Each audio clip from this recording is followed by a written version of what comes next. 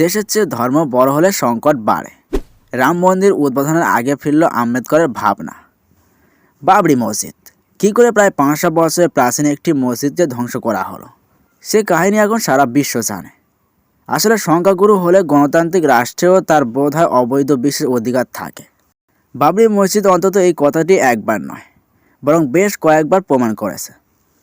দেশের যাবতীয় সমস্যা অভিযোগ এড়িয়ে রাজনৈতিক দলগুলো যদি কেবল ধর্ম নিয়েই মাতামাতি করে, তবে তার ফল হতে পারে মারাত্মক। এমনটাই মনে করতেন আম্বেদকর। রাম মন্দির উদ্বোধনের আগে তার সেই ভাবনাকেই ফেরালেন বাবা সাহেবের নাতি। কী প্রসঙ্গে নতুন করে প্রাসঙ্গিক হয়ে উঠলেন আম্বেদকর, আসুন বিস্তারিত জেনে নিন আমাদের আজকের এই প্রতিবেদনে।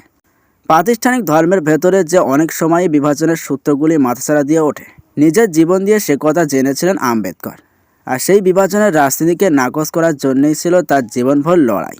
রাম মন্দির ঘিরে যখন ফের উস্কে উঠেছে ধর্মীয় রাজনীতির প্রশ্নটি, সেই সময়ে বাবা সাহেবের সেই ভাবনাকে মনে করালেন তারই নাতি প্রকাশ আম্বেদকর।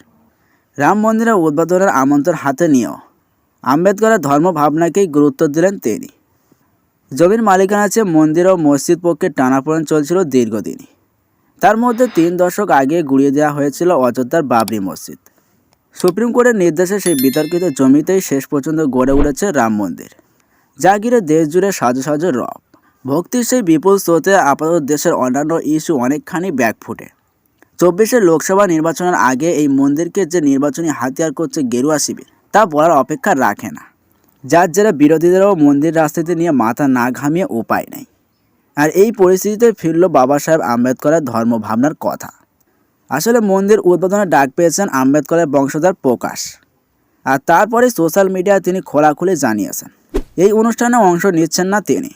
আর সেই অংশ না নেওয়ার কারণ ধর্মের বিরোধিতা নয়, রাজনীতির বিরোধিতা। তার সাফ বক্তব্য, বিজেপি আরএসএস শিবির যেভাবে এই অনুষ্ঠানের দখল নিয়েছে, তাতে একে প্রায় ভোট রাজনীতির কর্মসূচি বানিয়ে ফেলা হয়েছে। এই প্রসঙ্গে বাবা সাহেবের কথা টেনে প্রকাশ বলেছেন, এই ইস্যু নিয়ে আগেই সতর্ক করেছিলেন বাবা সাহেব। তিনি বলেছিলেন, যদি রাজনৈতিক দলগুলো দেশের আগে ধর্মকে স্থান দেয়, তাহলে দেশের স্বাধীনতাই ফের প্রশ্নের মুখে পড়বে এবং হয়তো বরাবরের মতোই স্বাধীনতা হারাবে দেশ। সত্যি বলতে যে দেশ নানা রকম বৈচিত্র্যকে ধারণ করে আছে, একমাত্রিক ভাবনায় পুড়ে দিলে এমনিতেই সেই বৈচিত্র্যের স্বাধীনতা হরণ করা হয়। আম্বেদকরের সেই ভাবনাই বর্তমানে ভারতের সত্যি হয়ে দাঁড়িয়েছে বলে আশঙ্কা প্রকাশ করলেন তার উত্তরসূরি। রাম মন্দিরের আমন্ত্রণ ফেরানোর পাশাপাশি তাই আম্বেদকরের ভাবনাকেও আরও একবার উস্কে দিলেন প্রকাশ।